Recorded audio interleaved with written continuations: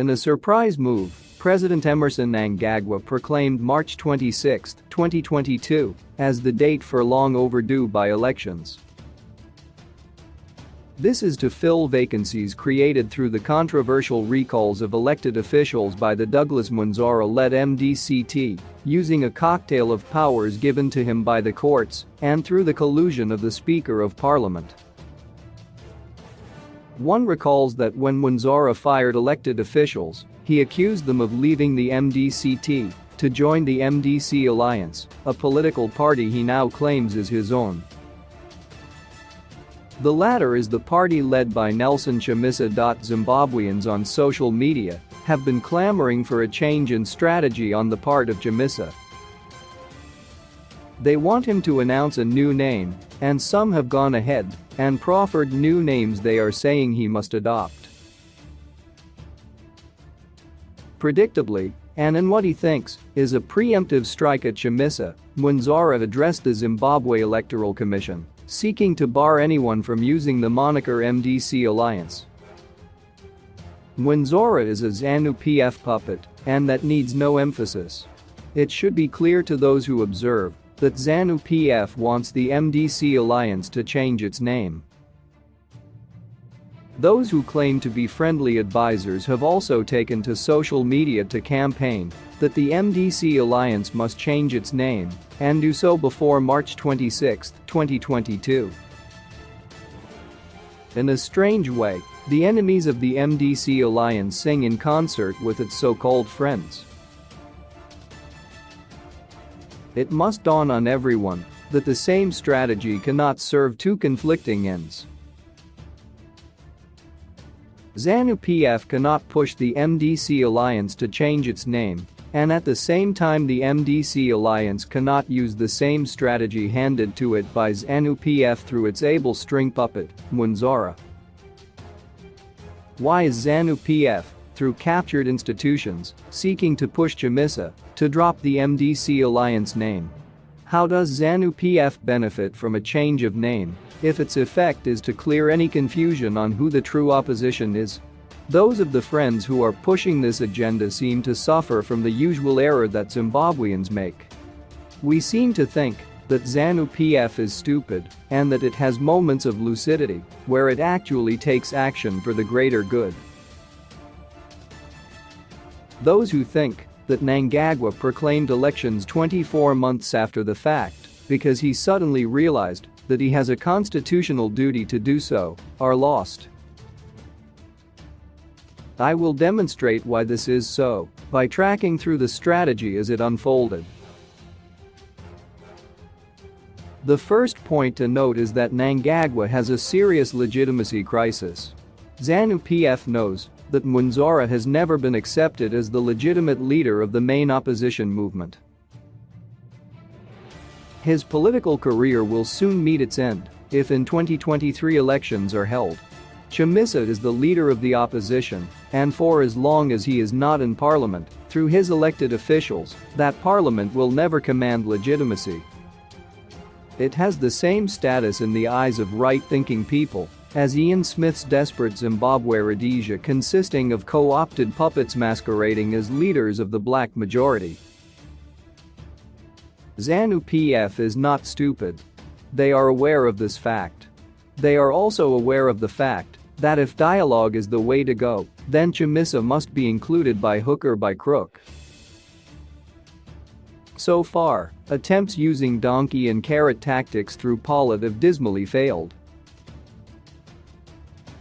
Chamisa continues to elude them and bamboozle them with his silence and his insistence on keeping his cards close to his chest.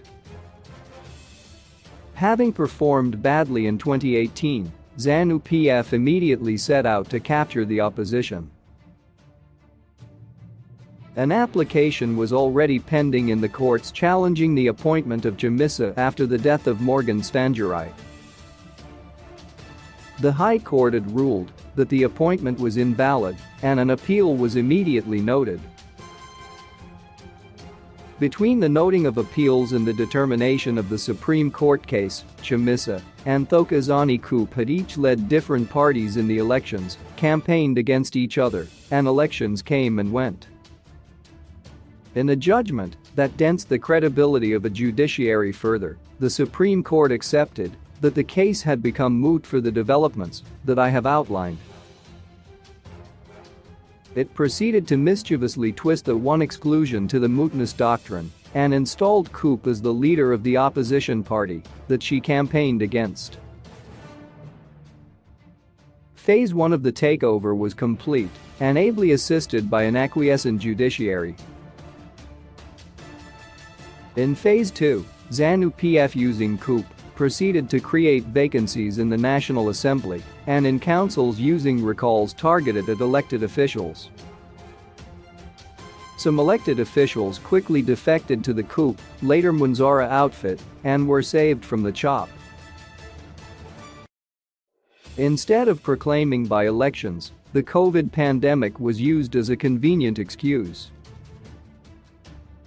No elections could be held as the government was battling the coronavirus and voting was feared as having a super spreader effect. In the interim, and despite the feigned pandemic fears, Mnangagwa continued to hold rallies, address large gatherings, and the ruling party has continued with its work unabated. The pandemic existed as an excuse to avoid constitutional obligations, but somehow seemed to fizzle out when it was convenient to ZANU-PF. The vacancies open up the stage for Phase 3, namely the mistaken participation of Chamisa in by-elections intended to bring him back into parliament as a minority opposition leader. Having been removed as leader of the main opposition in parliament, Chamisa now returns as a minority opposition leader. ZANU-PF knows that Chamisa, under whatever moniker, will win the by-elections and overwhelmingly so. These by-elections will not give him the status of leader of the main opposition on paper. The strategy depends on this. If Chamisa agrees to change the name of his party before March 26, 2022, it is predictable that there will be the name MDC Alliance on the ballot, as there is already an MDC alliance in parliament under Mnangagwa, with the collusion of the judiciary, ZEC and the speaker. Assuming that Chamisa wins the majority of the seats as a new party, he automatically becomes Mnangagwa's junior in parliament. He will also lose his right to claim that Mnangagwa has effectively hijacked the MDC alliance, and that will remove the greater portion of the doubt hanging around Mnangagwa. It will also give basis to say, if at all Chamisa was party leader in the MDC alliance as he claims, then he abandoned that position and formed a new party. In any future dialogue, he will be a junior member of the opposition, having only the right to speak for the few seats handed to him by ZANU-PF on March 26. Chamisa will have been effectively installed as a junior to Mnangagwa. This will also allow ZANU-PF and Mnangagwa a legitimate platform to defeat Chamisa in parliament through voting.